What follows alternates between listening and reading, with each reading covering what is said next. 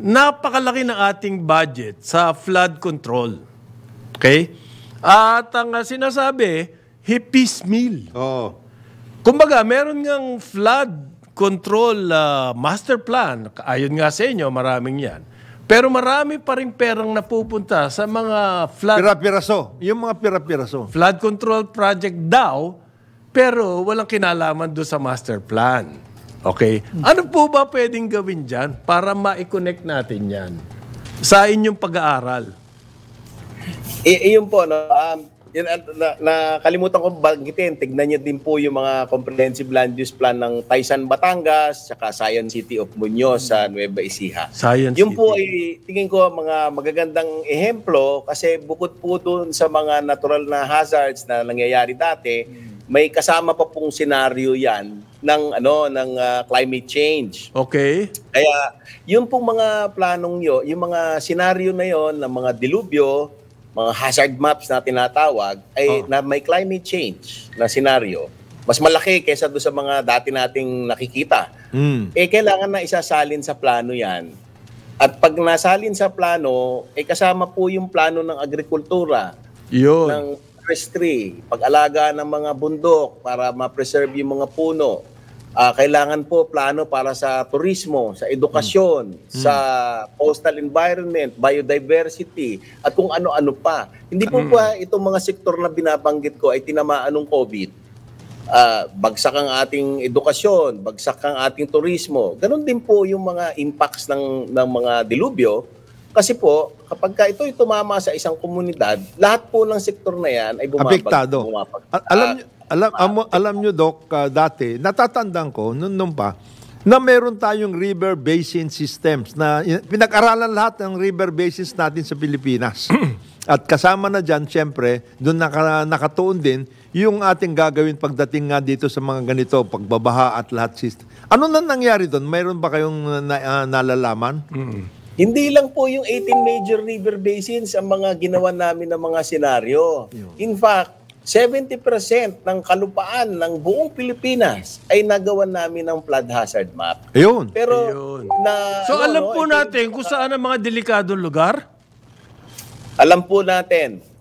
Pumunta po kayo sa noaa.up.edu.ph, no? Nandiyan po yung lahat ng landslides na pwedeng mangyari sa Pilipinas. Okay. Lahat ng storm surge na pwedeng mangyari sa Pilipinas. Lahat ng baha na pwedeng mangyari sa Pilipinas. Pero hindi po na kumpleto yon.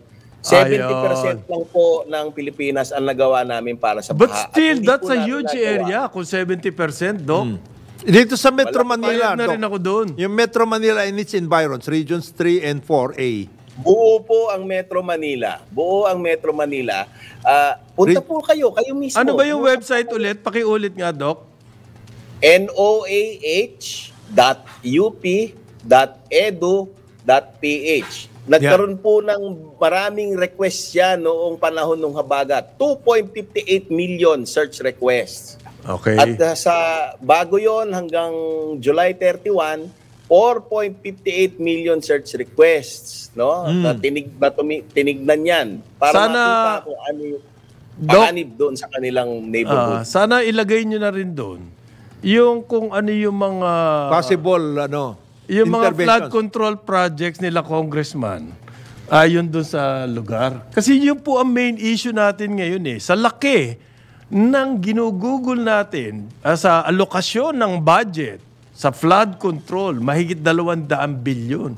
Ang nararamdaman ng taong bayan, parang walang nangyayari. Baha pa rin.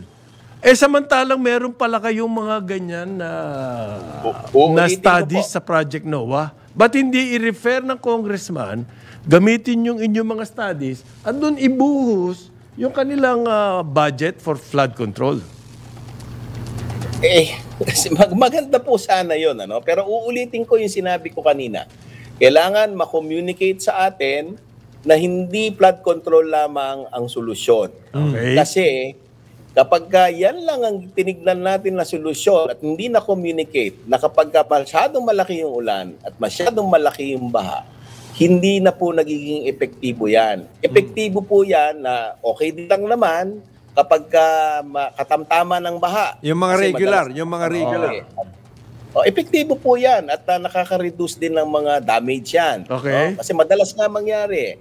Pero hindi lang po yun ang solusyon. Kailangan ma-communicate sa atin na kapag umapaw ito, na overwhelmed dahil masyadong malakas yung baha, meron tayong mga contingency katulad ng making room for the river na sinasabi ko kanina. Na nagtatanim tayo ng mga puno sa kabundukan. Pinaplano natin na mabuti yung development. Iiwas natin do sa mga nakikita nating binabaha base do sa mga simulations, mga models. Palanuhin ng mabuti yung komunidad hindi lang para sa evacuation center, o hindi para sa agrikultura, para doon sa tourism sector. Malaki po ang matitipid natin at matutuloy-tuloy ang growth and development ng isang komunidad. Dok, meron naman plano yung DNR, magtatanim sila ng puno, 3 million hectares eh. Hindi lang namin matumbok kung saan yung 3 million hectares. Nako, hindi na po ako magsasalita dyan at mukhang alam niyo na yung sagot. Mapapahamak si Doc. Anyway, ganito, Doc, ang gagawin namin, isasuggest natin din sa mga kaibigan natin sa Kongreso habang nagkakaroon ng budget hearing ngayon, na yung plano ninyo, just very specific ito doon sa mga Regions 3, 4A at saka NCR, ilagay natin yan at ipatong natin yung proposed na flood control projects for 2025. Diyan sa inyong ginawang mapa. Sa Regions 3, at least meron tayo. Gawin basihan yung mapa. Gawin basihan. Sasuggest namin, nasabihin nila yan kay Secretary Bonoan, kay Manny, para, Sec, ito yung sinasabi ng Project NOAA. Ito na yung meron na sila. Dapat, kung saan mapupunta yung flood ngayon, nasaan yung mga... Ayan.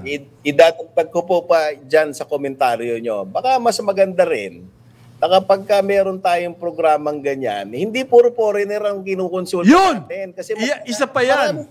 Ayan. Sinong foreigner? Puro foreigner ang consultants eh. Ganun ba? Mga foreign consultants? Marami. Okay. Hindi ko alam. Foreign consultants? Totoo yun. Oo, angal yan ng mga local scientists. Lalong-lalo na yung kagaya ni na Mahar, ni na Doc. Medyo hindi lang po konsultahin yung mapa na ginawa ng Project NOAA, kung hindi konsultahin po yung mga tao may alam sa paggawa nito ng mga local scientists, engineers. Sinasabi kasi ni Doc, para mga parachute journalist din niya, mga scientist na yan. Consultant na yan. Darating dito, magpaparachute, tapos sila na ang expert sa nangyayari sa Pilipinas. At sila nagiging tigabulong dyan sa mga nagsasalita ng mga mala scientist, kunya-kunya.